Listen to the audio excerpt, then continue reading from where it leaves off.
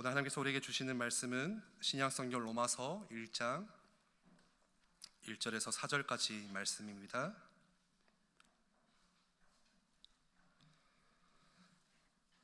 제가 봉독합니다. 예수 그리스도의 종 바울은 사도로 부르심을 받아 하나님의 복음을 위하여 특정함을 입었으니 이 복음은 하나님이 선지자들을 통하여 그의 아들에 관하여 성경에 미리 약속하신 것이라. 그의 아들에 관하여 말하면 육신으로는 다윗의 혈통에서 나셨고 성결의 영으로는 죽은 자들 가운데서 부활하사 능력으로 하나님의 아들로 선포되셨으니 곧 우리 주 예수 그리스도시니라. 이 시간 나영화 목사님 나오셔서 하나님의 은혜의 복음이라는 제목으로 말씀 주실 때 큰 은혜 받으시기를 바랍니다. 제1남선교회 특송 감사합니다. 다음 제가 5월달에 올 때에는 이 앞에 5 천사팀이 있거든요. 이 천사들이 다음 5월달에는 특송을 준비해 주세요. 5이 알았지? 네 5이 특송을 준비해 줘. 배보람 전사님 준비 잘 시켜요. 너무 잘해요. 찬송을 너무 잘해서 다음 5월달에는 특송해 주면 좋겠습니다. 부탁합니다. 그러면 목사님도 너희들한테 상을 줄게. 어린이날 선물 줄게.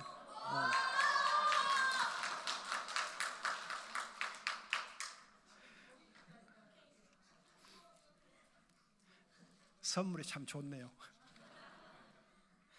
근데 이 5이 너무 찬송을 예쁘게 잘해서 제가 뒤에서 보면서 은혜 받았어요. 그래서 감사하고 5월달에 꼭 준비 잘 해가지고 찬송을 2개 준비해. 2개. 하나 가지고는 부족해. 2개. 지난 3월 첫 주에 제가 와서 설교를 해드렸는데 그때 설교 제목을 혹시 기억하세요? 제가 뭘 설교해 드렸죠? 무슨 제목으로?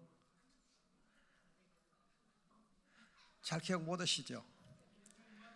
예수 그리스도 임마누엘 설교를 해드렸는데 오늘 이제 설교 제목이 하나님의 은혜의 복음인데 3월 첫 주에 드렸던 그 설교하고 내용이 비슷할 뿐만 아니라 오늘 오전 이제 박 목사님 설교 제목을 보니까는 영원한 대제사장 되신 예수님 하셨더라고요.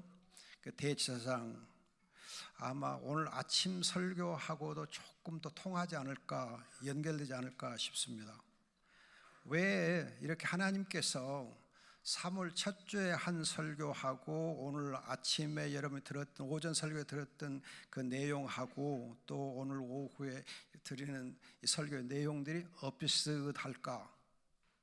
왜 하나님이 이렇게 엇비슷한 설교를 하게 하실까? 왜 그럴 것 같아요? 하나님 어떤 섭리가 있을 것 같아요? 복음은 아무리 많이 강조해도 지나치지 않습니다. 복음은 아무리 많이 가르쳐도 지나치지 않고 아무리 많이 들어도 지나치지 않는 것이 복음이에요.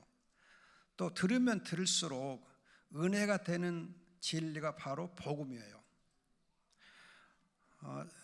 제가 이 복음에 대해서 많이 이렇게 전하고 가르치고 해왔는데 최근에 와서 이 복음이 너무 제 마음에 감동이 되는 거예요. 그리고 이 복음이 마음에 이렇게 막 와 닿고 새롭게 체험이 되고 이 복음의 진리를 아는 것이 얼마나 큰 축복인가 행복인가 그걸 느끼게 돼요.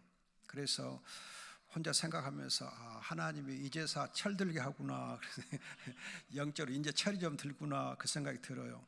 여러분들이 정말 복음에 대해서 많이 들어왔잖아요. 많이 듣고 또 여러분 알고 계시는데 그 복음이 내 마음속에 내 영혼 속에 참 새로운 은혜로 체험되고 느껴지는 것이 있어야 여러분이 복음을 아는 거예요. 그것이 없이 그저 그냥 복음 하는 것으로는 충분 안 해요.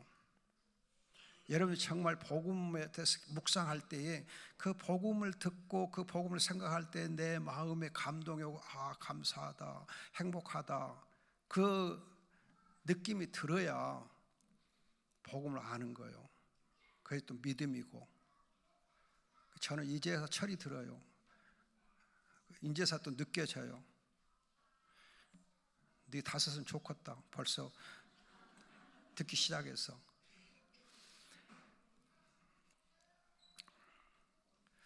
또 여러분들이 그 예수 그리스도 하나님의 아들 임마누엘을 많이 들었는데 정말 예수라는 이름이 어떤 거고 또 그리스도는 어떤 거고 하나님의 아들은 어떤 거고 임마누엘은 뭔가 제대로 여러분들이 분명하게 알고 계신가? 예를 들면은 어떤 분들은 예수가 누구냐, 예수가 어떤 분, 예수의 이름 뜻이 뭐냐, 그러니까 그리스도다 그렇게 얘기를 하시는데 맞는 것 같으면서 틀려요. 여러분, 예수는 구약의 호세아라는 이름하고 발음이 같습니다. 그래서 구약에서는 히브리어로 호세아이고 신약에서 헬라어로는 예수 그렇게 발음이 됩니다. 그러면 여러분들이 예수라는 단어 뜻이 예는 여호와의 준말이고 수는 구원하다는 뜻이 구원하다는 말의 단어예요. 그래서 예수는 번역하면은 여호와 하나님은 구원이시다. 그래서 마태복음 1장 21절에서 예수를 번역한즉 그 이름을 번역한즉 하나님이 구원하신다. 자기 백성을 저희 죄에서 구원하신다 그러거든요.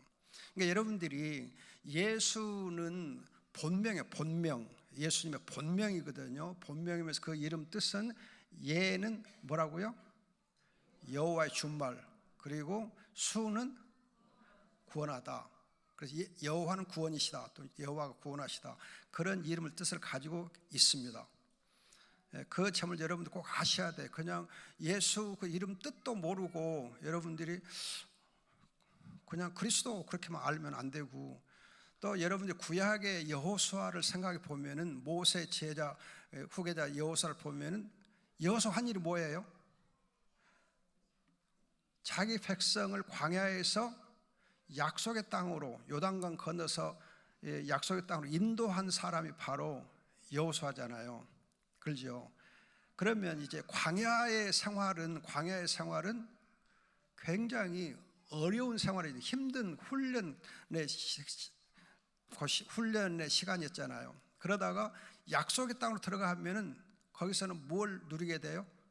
히브리서 보면은 안식에 들어간다. 안식의 땅이 약속의 땅, 가나안 땅이에요. 그러니까 여호수아가 한 일이 뭐냐? 광야에서 안식의 땅, 약속의 땅으로 인도해 준 일을 한 것이 바로 여호수아예요. 그런 의미에서 죽음에서 생명으로 인도하는 것이 바로 구원이에요. 예수님께서 요한복음 5장 보면 예수를 믿는 자에게는 사망의 생명을 옮겼다. 사망의 생명을 옮겼다. 그렇게 사망에서 생명으로 옮겨주는 그 구원의 역사를 이루신 것이 바로 예수예요. 예수의 이름 뜻이 그렇게 연결되어 있습니다. 죽음의 사망에서 생명으로, 광야에서 약속의 땅으로 인도해 준, 요단강 건너서 인도해 준 그런 이제 구원 역사를 이루신 분이 예수예요. 예수는 본명입니다. 기억하세요? 알았어요? 몰랐어요? 알았지? 고개 숙인 놈은 메모하고 있구나. 예. 더 잘 알려고 또 메모까지 하네요. 고맙습니다. 그럼 그리스도는 뭐냐? 구약에서 히브리어로는 메시아라 그렇게 발음하고 헬라어로는 그리스도 그래요. 그러니까 여러분들이 메시아라는 단어하고 그리스도라는 단어는 여호수아하고 예수 발음이 좀 다른 것처럼 구약의 경우는 메시아, 신약에서는 그리스도. 그러면 메시아 곧 그리스도라는 단어의 뜻은 뭐죠? 기름 부음 받는다 그래. 기름 부음을 받은 자. 영어로는 anointed 그래. anointed 기름 부음을 받는다. 그런데 구약의 경우에 누가 기름 부음을 받아요? 어떤 사람들 기름 부어서 세워요? 왕, 선지자, 대제사장. 왕과 선지자 대제사장의 경우는 기름을 부어서 직분을 주어. 그렇기 때문에 그리스도는 직명, 직분에 관한 직명이라 직명, 직함. 제가 나용화 그러면 그건 본명이고 목사는 직명 그런 것처럼 예수는 본명, 그리스도는 직명. 그러면 여러분 직분을 준 거잖아요. 그렇기 때문에 예수가 그리스도라 할 때에는 직분과 관련해서 왕, 선지자, 제사장의 직분을 가진 분을 가리킬 때 그리스도 그래요. 그리스도는 왕이요, 그리스도는 대제사장, 그리스도는 선지자다 그러거든요. 그런데 여러분 한 가지 또 주의할 것은 구약의 제사장이나 구약의 왕이나 구약의 선지자는 한시적이요. 그냥 죽음이 있어, 죽어요. 그리고 죽기 때문에 계속해서 제사장이 바뀌고 선지자도 바뀌고 왕도 바뀌어. 그런데 예수님의 경우는 바뀌어요, 안 바뀌어요? 안 바뀌죠. 그래서 영원한 선지자, 영원한 제사장, 영원한 왕 그래요. 영원하단 말은 그리스도는 지금도 영원히 왕으로 다스리시고 지금도 영원히 선지자로서 계시하시고 지금도 영원히 살아서 항상 살아서 대제사장으로서 중보기도 하셔요. 여러분들 오늘 오전 설교에서 대제사장, 영원한 대제사장 했잖아요. 그 영원한 이터널, 영원한 대제사장 할 때 그 영원하다는 의미는 히브리서 7장 보면 항상 살아서 기도하시는 거예요. 중보기도 하세요. 항상 살아계신다. 그걸 주의하셔야 돼요. 그래 영원하다 하는 말이 시간적으로 영원하다 그런 개념보다는 항상 살아계신다. 항상 살아계셔서 왕노릇 하시고 항상 살아계셔서 선지자 노릇 하시고 항상 살아계셔서 제사장 노릇 하시고 그렇기 때문에 그리스도께서 항상 살아서 지금도 계시하시는 거예요. 항상 계시하시고 항상 이렇게 말씀해 주세요. 우리가 주일 예배 때에 목사님을 통해서 설교를 이렇게 하나님께서 하게 하시고 말씀을 전하게 하신 것도 예수님께서 항상 살아서 선지자로서 목사를 통해서 복음을 전파하는 거예요. 예수님 선지자 사역을 우리가 대신하고 있는 거예요. 이렇게 목사들이 목사를 통해서 하나님의 예수님께서 선지자 직분을 행하고 계시는 거예요. 그러면 여러분들이 하나님의 아들 할 때 하나님의 아들은 예수님의 경우 본명도 아니고 직명도 아니고 그럼 무슨 이름이라 해야 할까요? 뭐라고 하면 좋겠어요? 그건 신분에 관한 거, 신분에 관한 거. 아들의 아들로 신분에 관한 거지 이름은 아니에요. 여러분 주의하셔야 돼요. 하나님의 아들이라고 할 때는 그 호칭은 이름이라기보다는 신분을 가리켜 신분을. 그래서 예수님은 하나님의 아들의 신분을 가지고 계신다. 그래서 하나님 아버지에 대한 아들이에요. 그런데 여러분들이 여기서 한 가지 정말 주의할 거 있어요. 정말 주의할 거 있어요. 주의할 거 있습니다.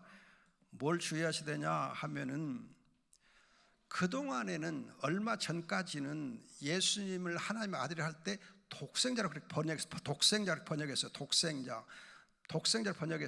지금은 독생자를 말 안 써요. 주의하세요. 독생자는 번역 잘못된 겁니다. 그래서 지금은 여러분 영어 성경에 보면 어디에도 비같은 독생자라는 표현이 하나도 없어요. 지금 없습니다. 지금 사용 안 해요. 헬라어를 잘못 알아가지고 번역을 잘못했다고 학자들이 최근에 이제 몇십 년밖에 안 됐어요. 그렇게 그 학자들이 발표해가지고 맞다. 그렇게 해서 지금은 신학적으로 비같은 독생자는 호칭을 사용 안 합니다. 그래서 여러분 영어 성경 어디에도 최근에 나온 영어 성경 80년대 이후 나온 영어 성경에는 비가티는 말이 하나도 없어요. 사용 안 합니다. 주의하셔야 돼요. 그래서 여러분들이 지금 독생자라는 말을 쓰면은 조금 심하게 말하면 무식한 거예요. 무식한 거예요. 독생자만 쓰지 마세요. 제가 가르쳐 드렸어요. 독생자를 쓰지 마세요. 잘못된 번역이에요. 그래서 지금 안 씁니다. 그래서 여러분들이 왜 그 독생자라는 말을 쓰지 않느냐 하는 신학적 이유가 또 있어요. 여러분들이 유일하신 아들, 예수님을 하나님의 유일하신 아들이 했을 때 하고 독생자를 어떻게 차이가 있느냐 하면 신학적으로 유일하신 아들을 하게 되면은 하나님과 동등한 아들, 즉 아버지와 동등한 아들로서 참 하나님이시다 하는 뜻이 있어요. 참 하나님. 예수님이 참 하나님이시다. The very God. 참 하나님이시다. 1서 5장 20절에 있는 대로 참 하나님, 그런 참 하나님을 가리키는 호칭은, 그 신분에 가는 호칭은 바로 유일하신 아들이에요. 그래서 유일하시라는 개념은 참 하나님을 가리킬 때 쓰는 용어입니다. 기억하시고. 근데 비가튼이란 말, 독생자란 말을 쓰게 되면은 아버지에게서 낳다 해가지고 신학적으로 종속설이란 말을 씁니다. 종속설이란 말을 해요. 종속설, 즉 아버지에 대해서 종속된 존재다. 그러면 아버지에 비해서 아들이니까 작다. 아버지는 크고 아들은 작다. 우열이 있는 것처럼 보이게 되어 있는 단어가 독생자라는 단어예요. 비가튼. 그래서 그 단어를 안 씁니다. 그래서 신학적으로 이단들이 주장한 것이 종속설을 주장해가지고 예수님은 하나님 아버지보다 작다, 조금 더 작다. 그 아리우스와 관련된 그런 신학적 이론입니다. 그래서 이것을 피하기 위해서, 이런 이단적인 사상을 피하기 위해서라도 독생자라는 말을 안 쓰는 게 좋겠다, 오해가 없도록. 그렇게 지금은 독생자를 쓰지 않습니다. 사용 안 해요? 안 써요? 혹시 대표기도 하다가 독생자 예수 그리스도 그렇게 하면 안 돼요? 지금 우리 찬송 중에 독생자 예수 있잖아요. 그거 잘못된 번역이거든요. 찬송 부를 때는 할 수 없이 부르지만은 여러분들 기도할 때는 우리가 알고 할 때는 안 쓰는 게 좋습니다. 그리고 임마누엘이라는 호칭은 예수님의 별명인데, 예수 그리스도를 보면 이제 요한복음 1장 보면 창세 전부터 아버지 하나님과 항상 같이 계셨고, 아버지와 항상 같이 계셨던 그 이제 예수 그리스도가 지금 우리와 항상 같이 계세요. 항상 같이 계세요. 우리와 항상 같이 계셔요. 그렇기 때문에 그 임마누엘이라는 단어 뜻이 임마는 함께라는 뜻이 있고, 누는 우리라는 뜻이고, 엘은 하나님이에요. 임마, 이마 가르친 거 아니고 함께란 뜻이에요. 임마는 함께, 누는 뭐라고? 우리, 엘은 하나님. 그래서 임마, with, 함께, 누, 우리, us, 그리고 엘. 그래서 with us, God, 하나님 우리 함께 하신다. 그렇게 번역이 됩니다. 별명이에요. 여기서 우리가 정말 주의할 것은 하나님이 나와 항상 함께 계신다, 이걸 체험하는 것처럼 귀한 믿음이 없어요. 하나님이 항상 나와 함께 계신다. 어려울 때든 병들 때는 항상 하나님이 함께 계십니다. 하나님이 항상 함께 계셔. 그런데 하나님 항상 함께 계신데 누구 항상 함께 하기를 좋아하시는가? 예수를 사랑하는 사람과 함께 하기를 좋아하십니다. 아무하고나 함께 하지 않아요. 아무하고나 함께 하지 않습니다. 하나님께서 함께 하실 때에는, 예수님과 함께 하실 때는 예수님을 사랑하는 사람, 예수를 믿고 순종하고 사랑하는 사람과 함께 하지, 사랑하지 않는 사람과는 함께 하지 않아요. 아니, 예수를 미워하고 배척하는 사람과 어떻게 함께 합니까? 괴롭죠. 함께 하려면 괴롭죠. 사랑하는 사이에서 함께 해야 즐겁지, 행복하지. 사랑도 안 하는데 함께 하는 것은 서로 힘들어요. 그래서 예수님께서 그를 사랑하는 사람과 항상 함께 하길 기뻐하십니다. 그러면 여러분들이 정말 예수님을 통해서 하나님의 함께 계심을 경험하고자 한다면은 예수님을 어찌해야 되겠어요? 사랑해야 돼요. 사랑하고 예수님을 즐거워하고 예수님을 찬양하고, 예수님 찬양, 예수님 찬양을 하고, 그러면은 함께 하십니다. 감사하고. 여러분들이 정말 예수님을 통해서 하나님 함께 계시는 것을 경험하는 것이 복이에요. 행복이에요. 자, 그러면 여러분들 로마서 1장 이제 1절로 4절 다시 한번 제가 보면서 말씀드릴게요. 예수 그리스도의 종 바울은 사도로 부르심을 받아 하나님의 복음을 위하여 택장을 입었다. 여기 보면 바울은 복음을 위해서 하나님의 특별히 택정받은 것을 감사해요. 이러고 보면은 복음을 전하려고 하는 사람은 하나님께 소명을 받아요. 소명. 내가 하나님께 소명받았다. 하나님이 나를 부르셨다. 하나님의 부르시에 대한 소명감이 있어야 복음의 증인이 될 수 있습니다. 아무나 이런 복음을 전하는 거 아니에요. 하나님께 소명 받은 자가, 내가 하나님께 택함을 받았고 하나님이 나를 부르셨다, 하나님의 부르심을 아는 사람이 복음을 전하게 되어 있습니다.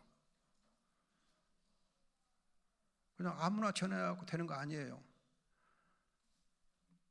소명을 받은 자, 우리 성도들도 소명을 받아서 복음을 전합니다.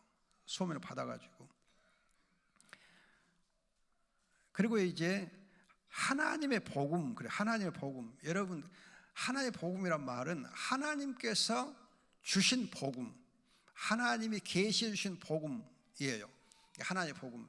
복음을 두고 그리스도의 복음, 또 로마서 16장 하면 나의 복음 그렇게 나오는데, 하나님의 복음이라 할 때는 하나님이 주신 복음, 그리스도의 복음을 때 그리스도를 내용으로 하는 복음, 그리스도가 내용이 되는 복음, 그리스도를 담고 있는 복음 할 때는 그리스도의 복음, 나의 복음, 내가 전하는 복음 할 때 나의 복음, 그래요.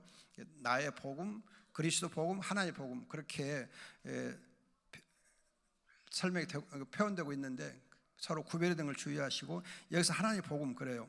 그리고 2절을 보면 이 복음은 하나님께서 선지자를 통하여서 성경에 미리 약속하신 것이다. 성경에 미리 약속하신 것이다. 그러면 하나님께서 이 복음을 미리 약속하셨다 할 때에 언제부터 약속하셨는가요? 언제부터 약속하셨어요? 언제부터 약속을 구체적으로 하셨어요?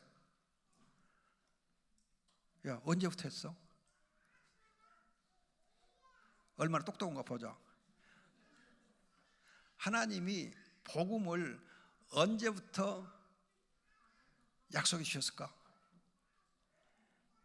창세기 3장 15절 맞았지? 창세기 3장 15절. 창세기 3장 15절 아담 때부터 복음을 약속해 주셨어요. 그럼 아담이 예수님으로부터 주전 몇천 년쯤 될까요? 아담은 주전 몇천 년쯤 될까요? 몰라요. 모릅니다. 여러분 몰라요. 계산하면 안 돼요. 계산하지 마세요. 아담이 주전 몇 년 때 사람 계산 못해요. 우리 몰라요. 어떤 분은 계산하고 한 4천 년쯤 된다. 그건 엉터리 계산이에요. 여러분 그거 믿지 마세요. 주전 4천 말 믿지 마세요. 주전 4천 아니에요. 여러분들이 성경에 있는 족보는 그 안에 빠진 것이 많습니다. 족보는 빠진 것이 많기 때문에 족보를 가지고 연대 계산하는 것은 미련한 거예요.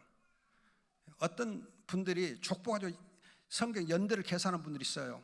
그건 엉터리예요. 만일에 여러분들이 그 족보 가지고 계산하면은 아담이 주전 4천년경밖에 안 돼요. 그러면 우리 인류의 역사 4천년밖에 안 된다. 말이 돼요? 말이 돼? 안 돼? 안 되지. 네 학교에서 배울 때 보면은 인류의 그 조상 이렇게 하여튼 그 조상 생각하면 그러면 뭐 그럼 주전 막 100만 년 막 그렇게 계속 올라가거든요. 엄청 많이 올라가요. 그래서 우리가 지금 과학적으로 인류가 언제부터 시작됐느냐 계산 못 해요. 몰라요. 그러니까 모른다고 하셔야 돼. 그러니까 아담이 언제 때부터 있었냐 몰라요. 그러고 보면 하나님께서 성경에서 선지자를 통하여서 예수 그리스도 그 아들에서 약속하신 것은 엄청 역사가 길어요. 무지무지 길어요. 보통 긴 거 아니에요. 오랜 세월을 두고 성경을 통해서 말씀해 주셔요. 그럼 여러분들이 성경은 언제부터 생겼을까? 성경은 언제부터 생겼을까? 언제부터 성경이 있었을까? 기록된 성경은, 문자로 기록된 성경은 이제 정확하게 모세 때부터 이제 십계명이 있었으니 그때부터 기록됐다 볼 수 있어요. 그러나 이제 그 전에 아담 때부터 이미 하나님의 약속이 있었기 때문에 말로 된 성경, 말로 된 성경이 이미 있었다. 이 복음이 약속됐으니까, 복음이 이미 약속되고 말씀됐으니까 그때부터 성경이 있었다. 그렇게 우리가 생각합니다. 그렇게 우리가 간주를 해요. 주장을 해요. 그래서 칼빈의 기독교 강요 보면은 아담 때부터 성경이 있었다. 그렇게 얘기해요. 내가 하는 이 얘기 지어낸 얘기가 아니고 칼빈이 기독교 강요에서 아담 때부터 성경이 있었다. 그렇게 말하고 아담 때부터 성경으로 하나님께서 우리에게 계시해 주셨다. 말씀합니다. 자, 성경에 미리 약속하셨다. 그런데 3절 보면 그 아들에 관하여 말하면 육신으로는 다윗의 혈통이 나셨고, 육신은 다윗의 혈통이 나셨고, 이 말이 굉장히 여기 함축이 많이 되어 있어요. 함축이 엄청 많이 되어 있으면 얼마나 많이 함축되어 있느냐 하면, 이 구절은 마태복음 1장과 연결해서 이해해야 돼요. 마태복음 1장과 연결해서. 그럼 마태복음 1장은 제가 언제도 말씀드렸던 것 같은데, 예수 족보를 소개할 때 마태가 다윗의 자손이요 아브라함의 자손인 예수 그리스도 그렇게 소개해요. 그런데 우리 성경은 번역을 잘못해가지고 아브라함의 다윗의 자손 예수 그리스도 그렇게 소개하고 있거든요. 아니에요. 그 번역 잘못한 거예요. 잘못한 건 잘못된 거예요. 지금 우리 번역을 엄청 잘못해놨어요.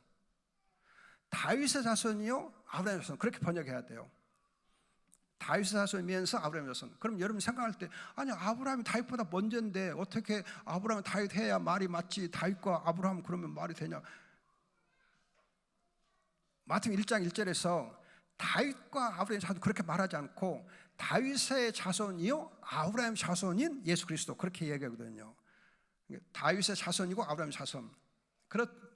이렇게 왜 마태가 그렇게 말하는가 하면은, 예수 그리스도는 다윗의 자손으로 오셨다는 거예요. 그걸 어떻게 연결하느냐 하면, 여러분들 룻기 있잖아요. 룻기 4장 18절 이하에 보면 베레스의 족보를 소개하면서 다윗이다.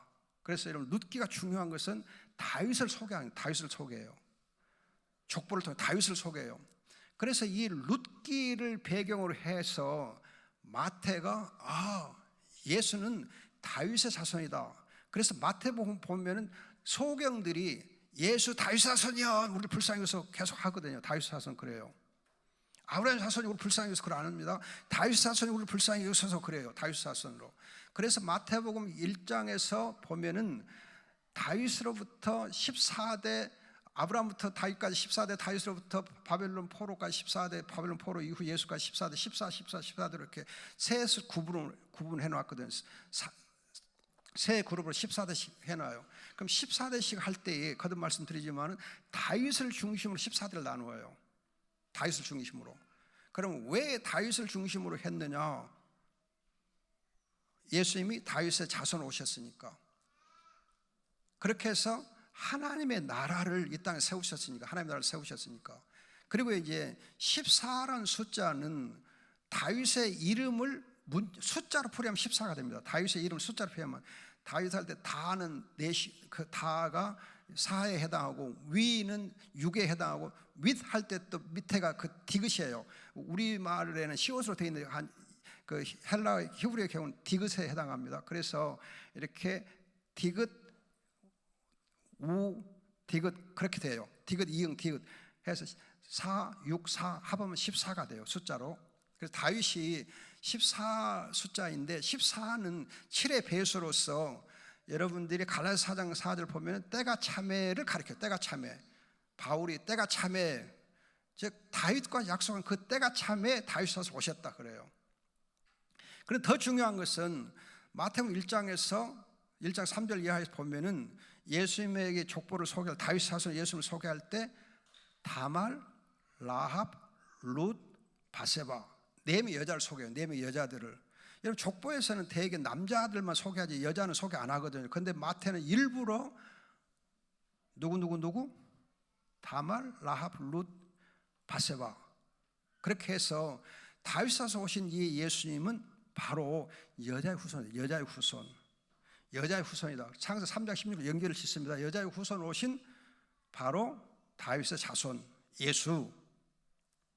그럼 여러분 다윗에서 오신 이 예수님이 여자의 후손으로 왔는데 이 여자들이 다말, 라합, 룻이 신분이 좀 고상한 신분의 여자들인가요? 아니면은 그 당시에는 어떤 여자들이 있어요? 그럼 신분상 보면 어떤 여자들이 있어요?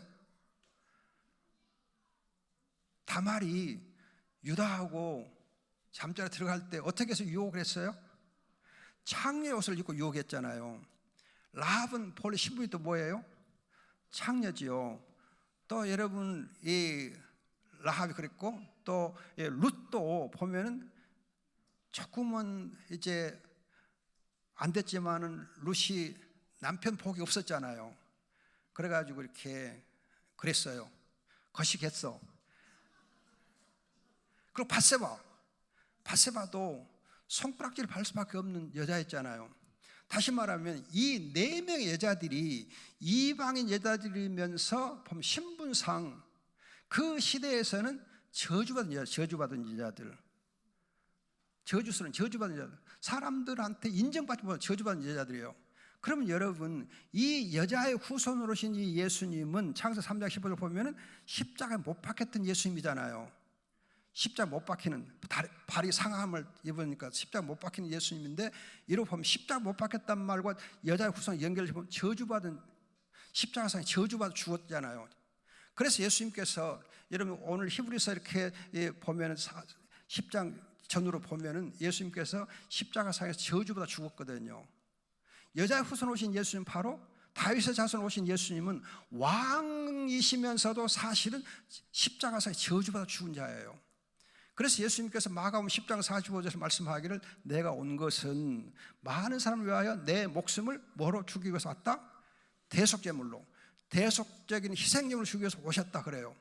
그러니까 다윗의 자손으로 혈통을 나셨다, 육신을 다윗의 자손으로 나셨다, 이 말은 십자가상에서 우리를 위해서 저주받아서 죽음으로 희생제물 되신 분을 가리켜요. 그래서 그 피로 우리가 담력을 얻어서 하나님 지성소로 들어가잖아요.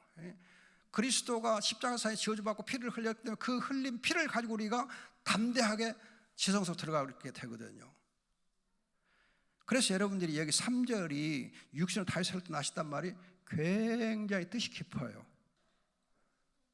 십자가상에서 저주받아서 우리의 죄를 위하여 대속제물 대신 그 그리스도, 다윗 자손, 여자의 후손을 가리킵니다. 그래서 그 그리스도께서 십자가상에서 저주받아서 우리 죄를 위해서 저주받아서 죽은 그것이 바로 복음이잖아요. 그래서 사도 바울이 고린도전서 2장 2절, 갈라디아서 6장 14절에서 십자가 못 박힌 그리스도만 알고 그 십자가의 그리스도의 십자가만 전한다, 자랑한다 그러거든요. 이해가 되시죠? 그래서 여러분들이 지금 3절이 굉장히 뜻이 깊어요. 그런데 핵심은 희생제물 대신 그리스도, 십자가상에서 저주받아 죽음으로 희생제물 대신 그 그리스도가 바로 다윗의 자손이요 여자의 후손이라는 거예요. 이해가 됐죠? 우리 천사들 이해가 되냐? 와, 최고, 똑똑하다.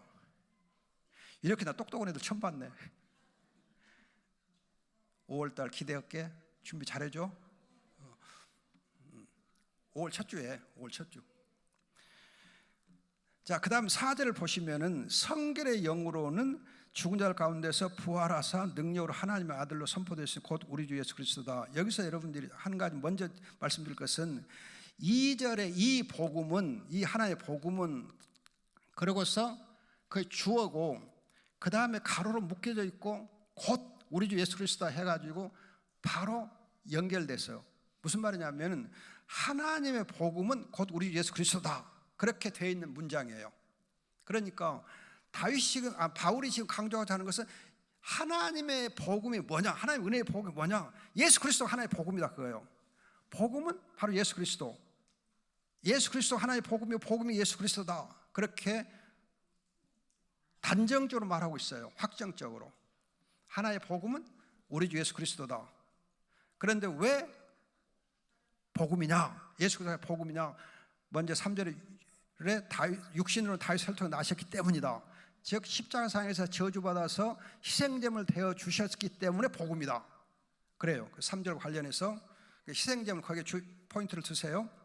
그 다음에 4절에서 이제 다시 보면 성결의 영으로는, 그럼 성결의 영으로 하면은 여기서 또 주의할 거가, 흔히 성결의 영 그러면 성령으로 생각하기 쉽습니다. 성령으로 아니에요. 성령이 아닙니다. 주의하셔야 돼요. 성령이라 할 때는 거룩한 영, 거룩한, 헬라의 경우에 하기오스라 해서 형용사 헬라어를 씁니다. 그런데 여기 지금 성결은 형용사가 아니고 명사로 되어 있어요. 명사. 그래서 성령을 가리켜서 성결의 영이라고 표현한 것은 한 군데도 없어요. 신약성에 한 군데도 없어요. 여기서 지금 성결의 영이라고 한 것은 여러분 고린도 3장 보면 그리스도도 영이에요. 그리스도가 영이십니다. 그러면 왜 그리스도를 두고 성결의 영이라 하시느냐? 성결의 영이라 하시냐? 여러분 오늘 이제 오전 예배 때 영원한 대제사장 예수님을 들으셨는데 대제사장이 구약에서 지성소로 들어가려고 할 때에 피를 가지고 들어가는데 그 피를 가지고 먼저 자기한테 뿌립니다. 먼저 제사장이 자기한테 피로써 뿌려서 자기를 먼저 성결케 해요. 대제사장이 피 없이 못 들어갑니다. 피로써 자기를 먼저 성결케 하고 들어가요.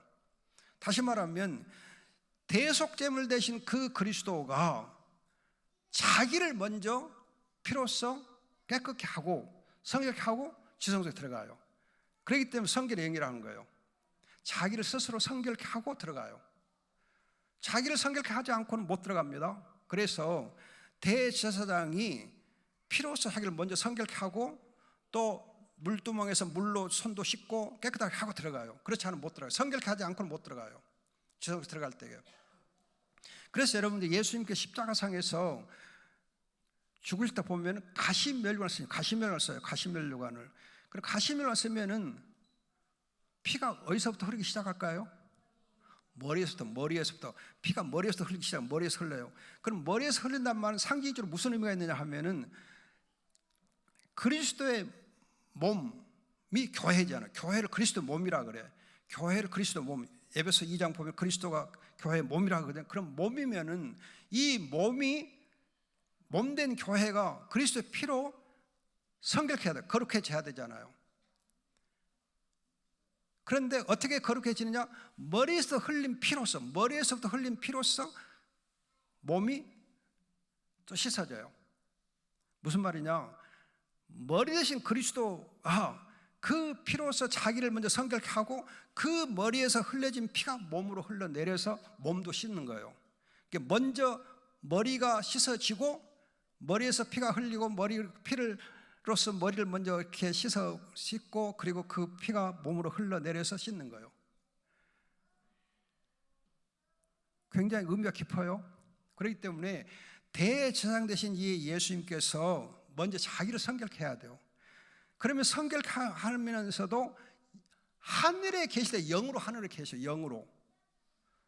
그냥 육체로 올라간 것 같지만은 또 영적 존재로서 하늘에 계세요. 영적 존재로. 그렇기 때문에 성결의 영 그래요. 그래서 부활해서 하늘에 계신다 그러거든요. 몸으로 계시면서 영으로도 같이 계세요. 그런데 죽은 자 가운데서 부활하사 이게 자기 피로써 자기를 성결케 했기 때문에 부활하셔서 이제 하늘로 올라가는데 거기 보면 능력으로 하나님의 아들로 할 때 능력으로라는 이 단어가 부활하사 앞에 있어요? 뒤에 있어요? 뒤에 있죠. 이 말은 능력으로 부활했단 말이 아니고 부활해서 능력 가운데 있다는 거예요. 여기 지금 능력으로라고 번역을 했는데 이 번역 잘못된 거예요.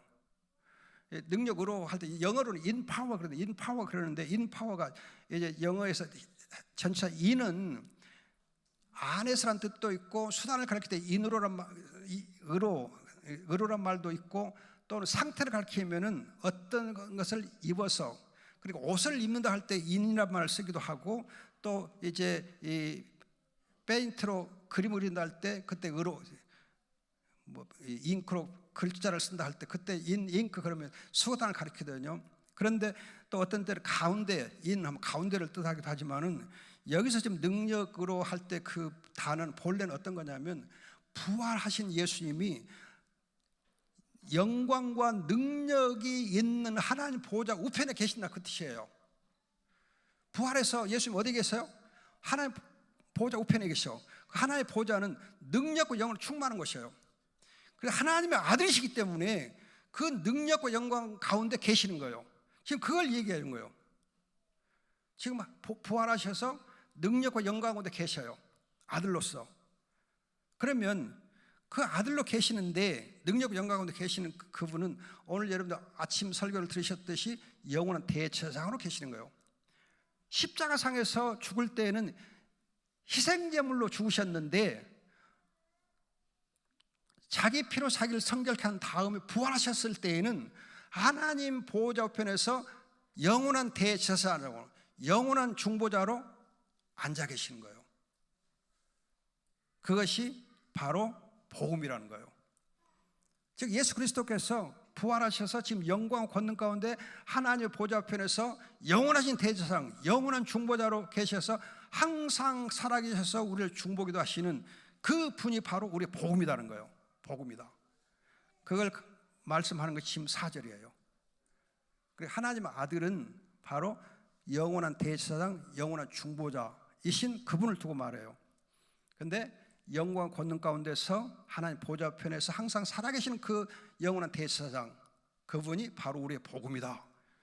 그럼 여러분, 예수님께서 십자가상에서 죽으셨을 때 그 십자가로 골로새 2장 15절을 보면 죄와 사망을 이기셨어요. 그래서 사탄 마귀를 이기셔요. 십자가 사탄을 이겼거든요.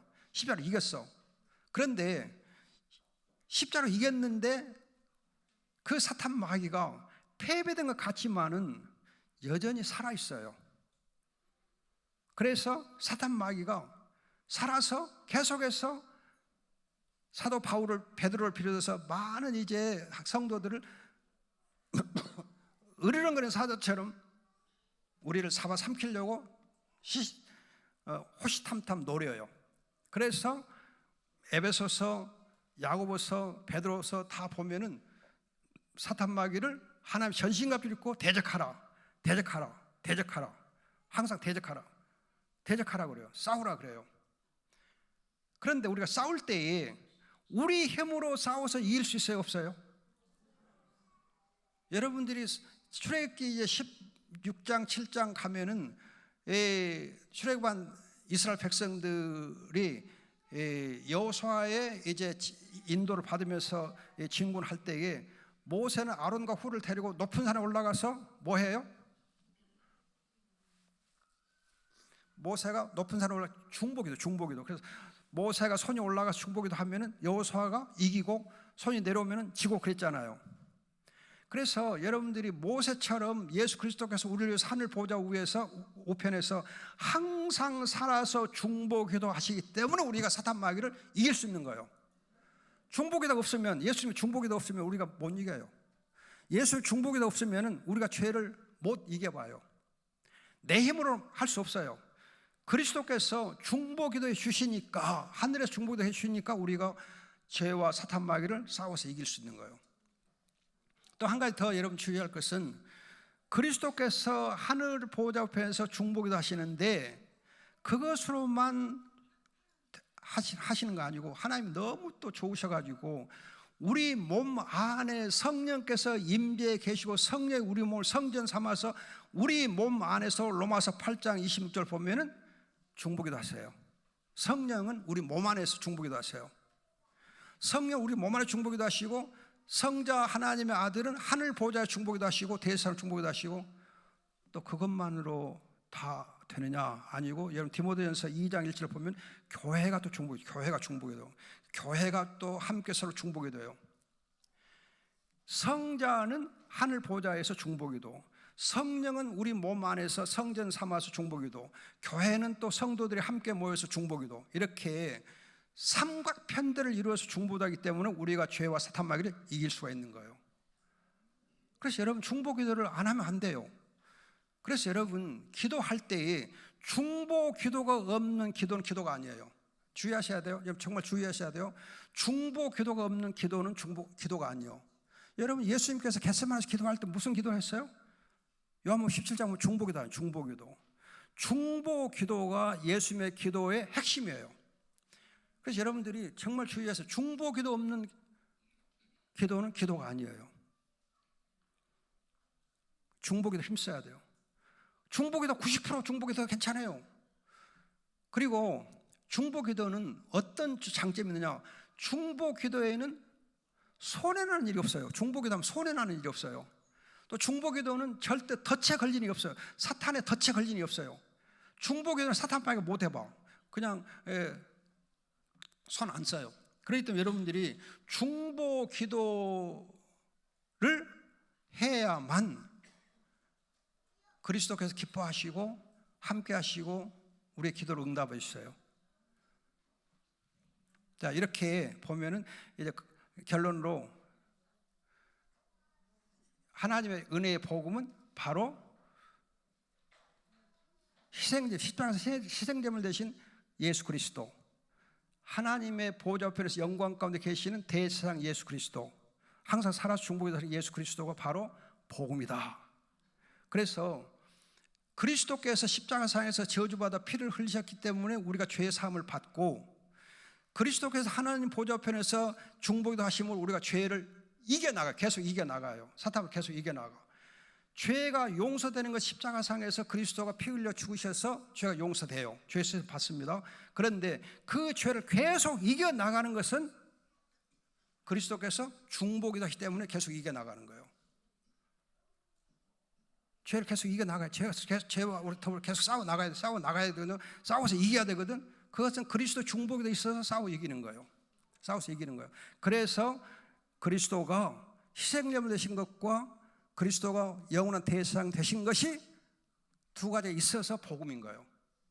십자가의 죽음과 부활이 있어서, 부활은 바로 하나님 보좌 앞에 앉아 계신 대제사장 되시는 거거든. 이 둘이 합해서 복음이에요.